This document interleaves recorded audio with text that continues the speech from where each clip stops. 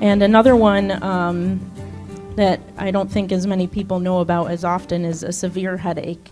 So if you get a headache that comes on really strong, within seconds, and you've never had a headache this bad before in your life, it's the worst headache of your life, that's concerning, and we'd like to see you in the emergency department for that. And last, so I've kind of touched on this throughout, but the importance of time and stroke. Every time someone is concerned that they're having a stroke, we want to see you as soon as possible, because there's interventions that we can do that are time sensitive. So if you're, concerned for these symptoms and you're like, oh, it might go away with time, I'm going to wait a little bit. Unfortunately, if you do wait and it ends up being something serious, you may be too late outside of a window that we can offer some treatments to try to help.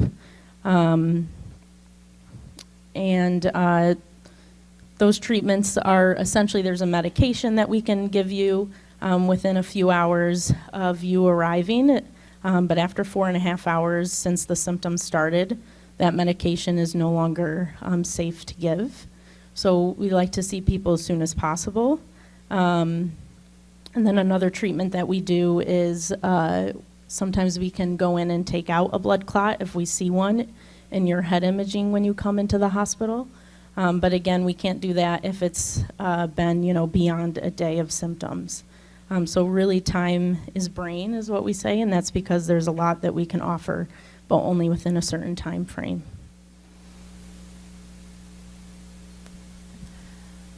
Hi everyone, my name is Sarah Pearl Siganporia, and I work with Dr. Venazzi, and I'm going to talk to you guys a little bit more about how do you prevent a stroke from occurring, and what happens when somebody does have a stroke, and then what does life look like after you have a stroke. So how do you prevent a stroke from occurring? Dr. Venazzi mentioned earlier that there are these things called stroke risk factors, which are things that can put a person at risk for having a stroke.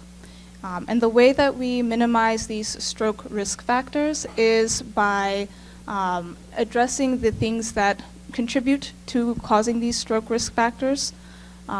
So just to review, the risk factors that she mentioned earlier are things like high blood pressure, diabetes, high cholesterol, and minimizing these risk factors minimizes a person's risk for having a stroke. So how do we do that? So there's two ways that we do that. One is through having a healthy lifestyle, which includes following a healthy diet, making sure that you're limiting processed foods, foods that have added salts, foods that have added sugars to them, looking at the ingredients of the things that you are purchasing at the grocery store, and trying to use more fresh ingredients, like fresh fruits and fresh vegetables. Another way that we minimize our stroke risk is by stopping smoking. There's no amount of smoking that is allowed that's deemed to be safe. It's generally known that smoking can cause a lot of things bad, and especially it affects your blood vessels, and not just the blood vessels in the brain, but the blood vessels all over the body. So quitting smoking is one very big thing that we recommend to reduce a person's stroke risk. Another thing is limiting the amount of alcohol intake, and then also making sure that you're exercising regularly, moving your body. It's generally recommended about 30 minutes of exercise around 3 to 5 times a week. And then the other part, so those are all things that you can do on your end, kind of things that you can do in terms of modifying your lifestyle. But the other part of things is making sure that you go to the doctor and have regular checkups. And your doctor will be able to check your blood pressure. They'll be able to do some lab tests to make sure that you're not developing diabetes or that you don't have diabetes. And they also do some blood work to make sure that you don't have high cholesterol. And if you visit your primary care doctor regularly, they can pick up on these things early, and they can intervene when they see that, for example, you need to start taking blood pressure medication, or that you need to start taking cholesterol medication or need to work on your diabetes. Sometimes, if you see them early enough, It might be still possible to modify some of these risk factors through changing your lifestyle and changing your diet.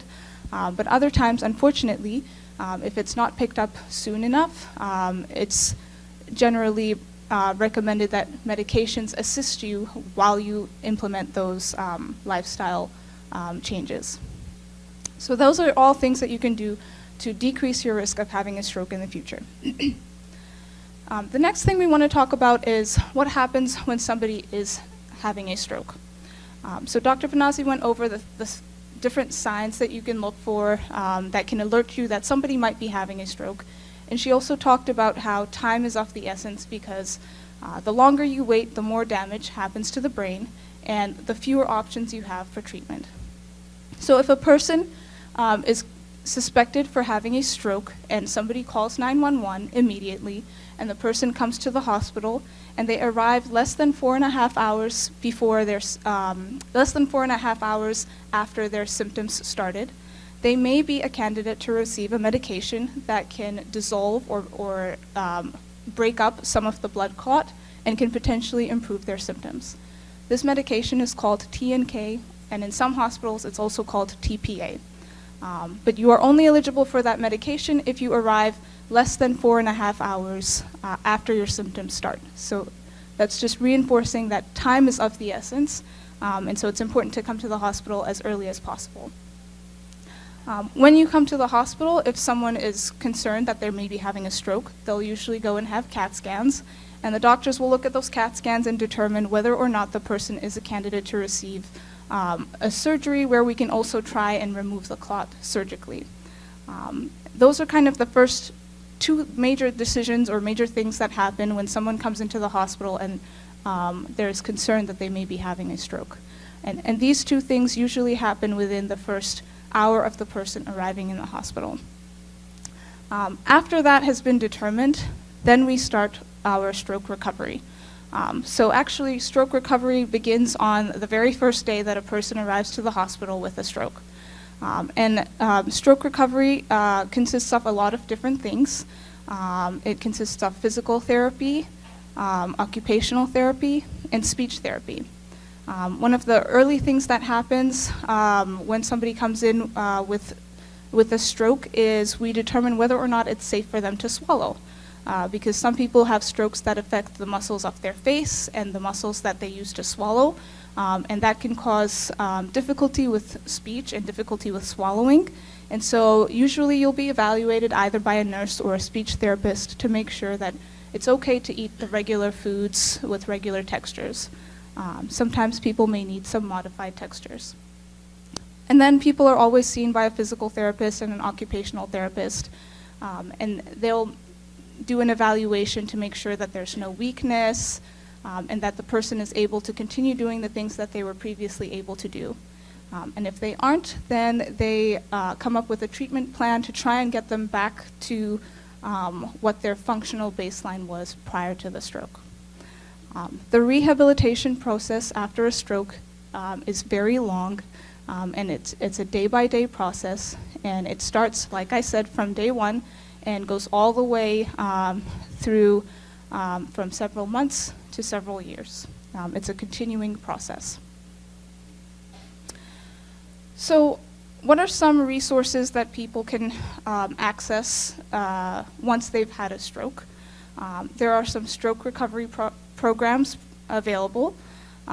These are usually run by hospitals. So, for example, UMass Medical Center has a stroke recovery program, and so does St. Vincent's Hospital. And then there are also rehab programs that are run at rehabilitation facilities, such as Fairlawn Rehab, which is here in Worcester, and Spalding Rehab, which is over in Boston. Typically, when you're in the hospital and you're seen by a physical therapist or an occupational therapist, they will determine whether you require some further inpatient rehabilitation or whether you can go home and have some physical therapy and occupational therapy at home. There are also some support services. So we have programs like this talk that we're giving today. And then there are some additional support services that you can find related to your health insurance that can assist you with transportation If you're having difficulty with driving after a stroke, they can assist with getting you to and from your appointments and things like that. Some people can be very lucky with strokes where they have a small stroke and they actually improve immediately and they can go back to normal life, meaning that they don't have any residual weakness, their speech is not affected, and they can kind of carry on as they were before. But some people have strokes that leave them with residual weakness that can manifest in different ways. That can manifest with difficulty walking, difficulty carrying out activities that you previously were able to do, like cooking, getting dressed. And it can be very challenging and it can be a very big change to your normal life. And this can cause a lot of other changes, such as people tend to start struggling a lot with things like depression, especially if you're having difficulty communicating. It can be a very frustrating experience. And that's why we have within the hospital and within your evaluation, within your care, resources like speech therapy and physical therapy and occupational therapy to try to optimize those difficulties that you might be having. And there's also access to other therapies and behavioral therapists that can assist if you start having mood effects related to your stroke. Another big component, an important component of life after a stroke is your family and community support. It's very helpful to have caregivers that are involved in the recovery process and that can assist with exercises at home and assist with emotional support and helping your loved one or your friend kind of process and come to terms with their new life that they will have after they've had their stroke. There are also some local stroke support groups that are available. There's one at UMass. This is the email. And then there is another stroke support group here in Worcester at Fairlawn Rehab as well. And they meet the fourth Wednesday of every month. And you can find these on their websites as well. There's also within the American Stroke Society a stroke support group navigator that you can go online, type in your location, and it can show you the support groups that are in your area. There are some caregiver support resources as well. There's one with Caregiver Action, which is this website right here, caregiveraction.org. And then there's also a stroke family line that you can call as well, which is this number right here. In addition to this, with regards to these resources, the stroke website right here, www.stroke.org, has resources with regards to dietary things, a diet guide for how you can modify your diet at home. They even have diet plans and menus to give people ideas about what kinds of foods would be good to eat. So I highly recommend taking a look at this website. It's very informative. So we've talked a lot about kind of what goes on with stroke, and the take-home message really is that it's better to prevent a stroke from occurring than dealing with the aftermath of having a stroke. And so taking preventative steps is really key, and this includes monitoring your health, making lifestyle changes, and then following up with your primary care provider very regularly. And then it's also important to know the signs of stroke because you could save a person's life and you could potentially also save your own life. So don't forget the Be Fast mnemonic, and I think somebody was handing out some, I think they were fridge magnets. Yep, perfect. So always look out if someone's suddenly having balance trouble, difficulty with vision, if you notice that their face is weak and they're having a face droop, if you notice that their arm or leg is weak, they're having speech changes, and then remember that time is of the essence for so many reasons, and so you should call 911 immediately. And I'll add on with regards to time is when you are calling 911, make a note of the time so that you know to tell the emergency providers when the person's symptoms started, because that would be helpful with making decisions about their care. So as we talked, stroke is something that can be preventable by modifying your lifestyle and making sure that your risk factors are addressed. And then recognizing a stroke early is better because it can save lives.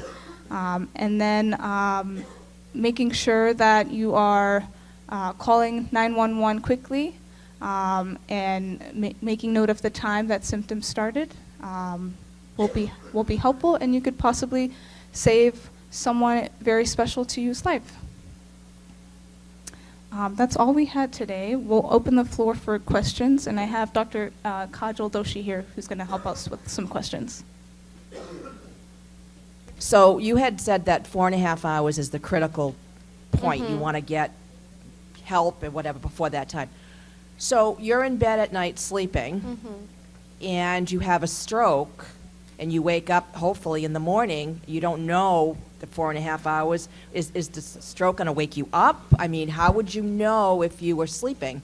That's actually a very good question. So a lot of times we do see patients that come in after waking up in the morning and they're like, oh, one of my arms are not working. In that situation, we still recommend you come to the hospital right away.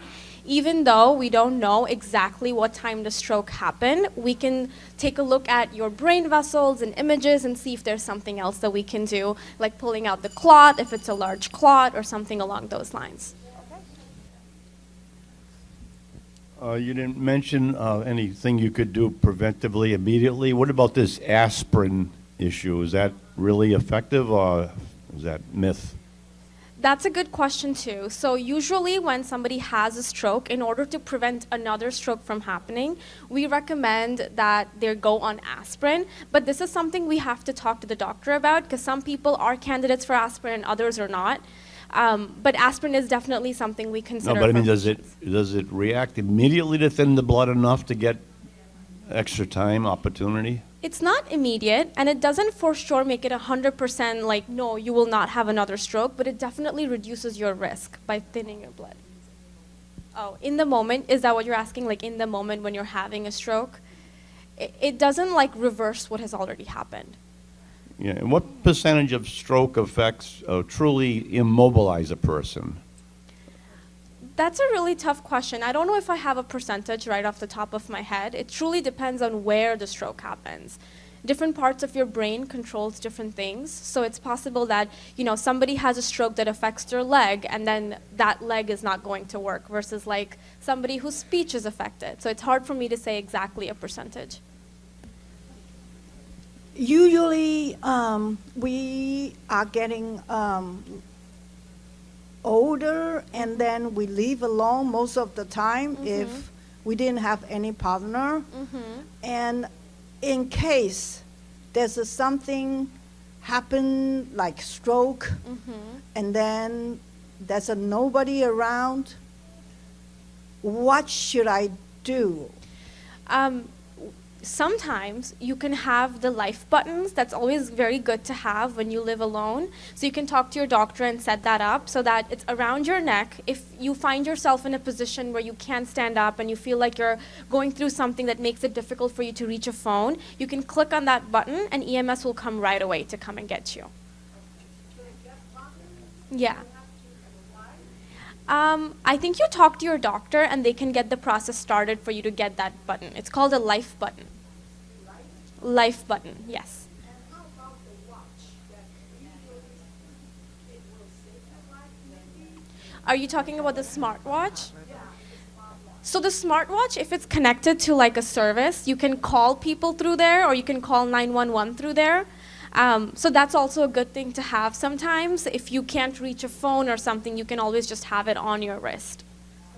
So either one, yes, exactly. Can you please talk about TIAs? Very good question. So a TIA, sometimes we like to refer to them as like mini strokes. What essentially happens in a TIA It's a transient ischemic event in that you have a blood clot that's blocking one of your vessels, kind of what Dr. Vanazzi and Dr. Sigaporia was explaining. But instead of it staying there and causing permanent damage, it kind of just like is pushed by the blood flow and it dissipates. It's almost like a warning sign. So if you have symptoms that are like a TIA, for example, one of those be fast symptoms where you can't talk, or your arm isn't moving, or your balance is not correct, lasts for about 30 minutes, 40 minutes, and then goes away, I would still go see an emergency medicine doctor or go into the hospital, because even though your symptoms are gone and you're completely back to normal, you may have had a TIA, and it might be a warning for a much bigger stroke to come after. Transient ischemic event. What is the A stand? Attack. Transient ischemic attack. Is a stroke hereditary? My mother had a stroke, and does it pass on from family members? Strokes itself are not hereditary, but the problems that cause strokes often are, like high blood pressure, diabetes, they can run in families. There are types of strokes that can run in families, but I think the biggest point we want to get home for everyone is just make sure your blood pressure is well controlled, you're not having very high cholesterol foods, your diabetes is well controlled, you're not smoking. Smoking is a big no-no, and those kind of things. Yeah. What about atrial fibrillation? I don't think you mentioned that. And when the heart fibrillates, it has a tendency to form clots. So that's my understanding, another big reason for strokes, at least if you have AFib. Yes, exactly. So if for some people who don't know what atrial fibrillation is, basically what it is an abnormal heart rhythm. Your heart doesn't beat in a rhythmic fashion, it actually beats kind of chaotically, and when that happens, your blood is like sloshing around. And when your blood sloshes around, it creates clots. So when you have a clot sitting in your heart, it can easily go up into your brain and cause a stroke. So that's what atrial fibrillation is. When you have atrial fibrillation, you talk to your doctor because they'll put you on a blood thinning medication to reduce your risk of stroke. Now, we don't have ways to completely eradicate your risk of stroke, but we do have medications that can help reduce your risk of stroke. So when you have atrial fibrillation, we ask that you go see your doctor about these medications. And if you don't know if you have atrial fibrillation, constantly follow up with your primary care doctors and see if there's anything else that needs to be done. One of the clients here is asking, what's the relationship with the, I don't know if it's related between someone has courses of epilepsy and stroke, and there is another question, someone asking for people who having high blood pressure but taking medicines for the past 35 years, where their blood pressure is stable. What is the chance or the perception of having stroke? To answer the first question, in relation of epilepsy and stroke, there's actually not much data to support that epilepsy itself can cause strokes. The reverse is often true. If you have a stroke, it does increase your risk of epilepsy, because what happens is you often have scarring in your brain, and that kind of acts as a focus point for electricity to kind of go off in your brain, and that can cause epilepsy. Or seizure is the other word for it. The other question, if you have blood pressure, high blood pressure, and you're taking medications for it and your blood pressure is well controlled, that certainly reduces your risk for developing a stroke, but you want to be careful. Sometimes what happens is you're on the same dose of medication for a long period of time and your body stops responding to it, so you'll notice that your blood pressure is slowly creeping up. So keeping an eye on your blood pressure, following up with your primary care doctors is very important in those situations. No problem. Any other questions? What part do statins play? Statins are a medication that are prescribed to lower your cholesterol. When you have a stroke, we have a certain target. We want your bad cholesterol to be less than 70. So if you have a stroke and you come into the hospital, we do blood tests, see where your cholesterol is at, and put you on a high-dose statin. In addition to helping lower your cholesterol, there is data that supports that statin helps reduce inflammation. So overall, when someone has a stroke, we usually recommend aspirin and statin to reduce your risk of future strokes. Of course.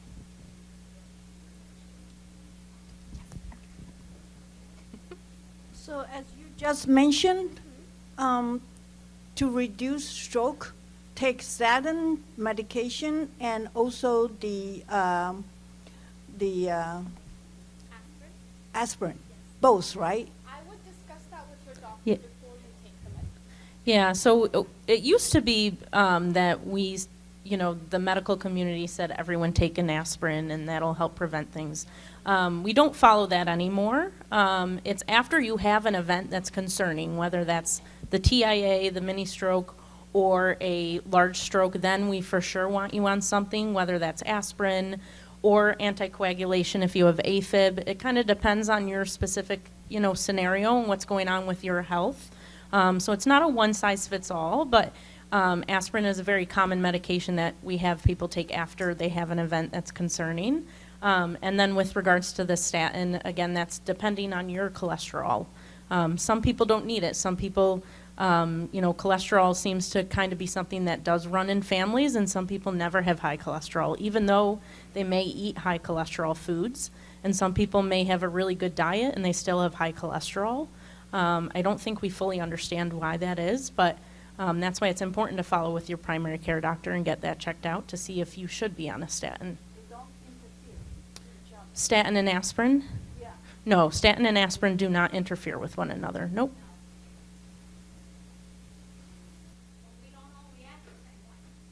Yep, exactly. So that's why, at least from the hospital side of things, if you present with something that's concerning for, some type of brain event, we look at a lot of imaging of your vessels, and we spend quite a lot of time, sitting down together as a team to decide what is the best, medication regimen for prevention, because it does depend on kind of what your vessels look like in your head. Aspirin isn't always the right medication. There's other options too. It just depends on you. And it's a very patient-based approach. If you have time to put a nitroglycerin pill under your tongue, will that help? No, unfortunately, that is specific for the heart, the nitroglycerin. That doesn't play a role in stroke. One more. If all your blood tests are within range, everything, is that a 99% surety that you're not going to have a stroke without a fall?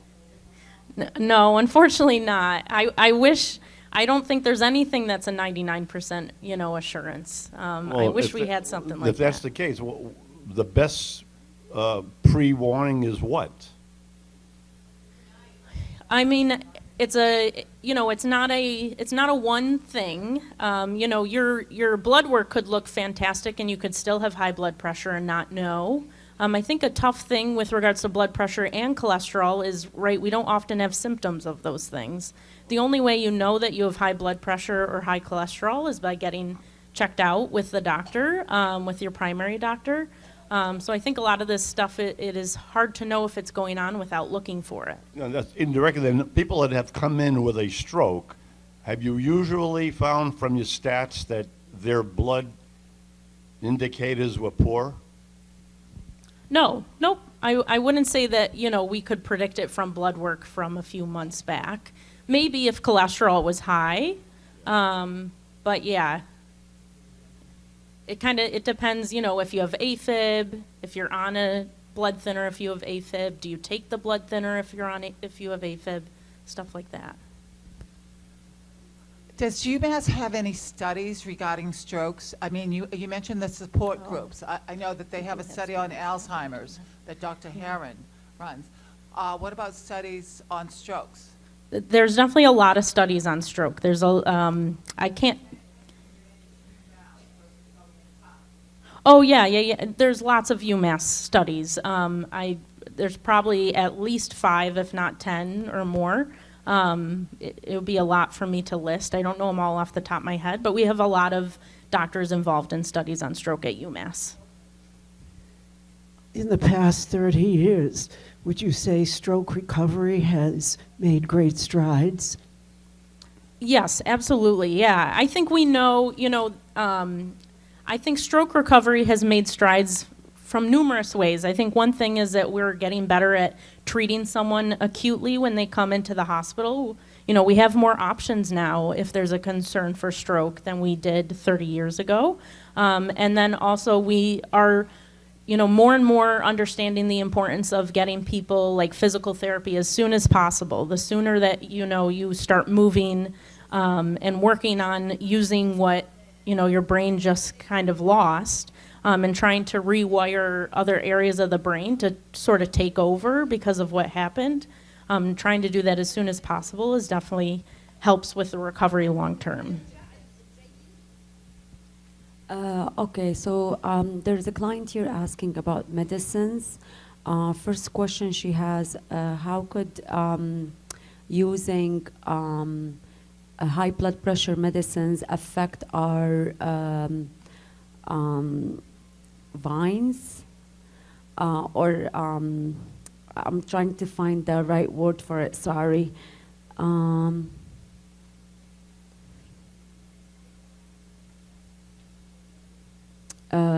So in another word, the artery. How could the blood pressure medicine affect the artery in our body? And then the second question, she's saying, I've been using, because I have a high bad cholesterol, so I've been using medicine, but that medicine put down the bad and the good cholesterol. Would later on, should I change the medicine, or would later on the good cholesterol will come to a good level? So with regards to the first question, I think it's a little tough to know exactly what they're getting at. So I think the blood pressure meds itself, we're not concerned of that affecting the arteries with regards to stroke. It's the blood pressure affects the arteries. So like uncontrolled blood pressure, if your blood pressure has been high for a while, it can really affect the blood vessels throughout your body, including in your brain. So that's why it's important to be on blood pressure medications if you do have high blood pressure. And then for the second one, sorry, what was the second question again? Statin. It was about bad cholesterol and good cholesterol. Yeah, for the two different types of cholesterol. So, it's tough for a while. We've said, that there's two types of cholesterol, and that the healthier cholesterol, it's not necessarily bad if that is low per se, as in it's better to lower the bad cholesterol more than it is to preserve the quote-unquote good cholesterol, because there actually is some changing evidence to suggest that good cholesterol is not as good as we thought, and that there's actually more. It's not a binary, like it's not just two types, there's actually more types than that. So it's a little more nuanced than I think we even thought 10 years ago. So I wouldn't worry too much about lowering that number. The emphasis should be on lowering the other number, which is, we definitely know plays a role in risk of stroke.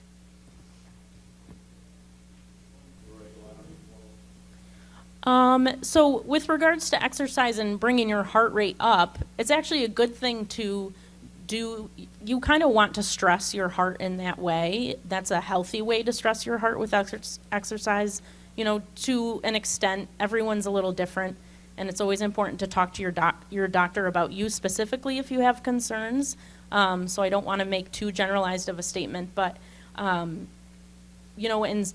with regards to raising your heart rate, to some extent, that's a good thing to do in exercise because it's kind of training your heart to pump more efficiently, and it can then prevent you developing things such as high blood pressure because your heart muscle is healthier from that activity.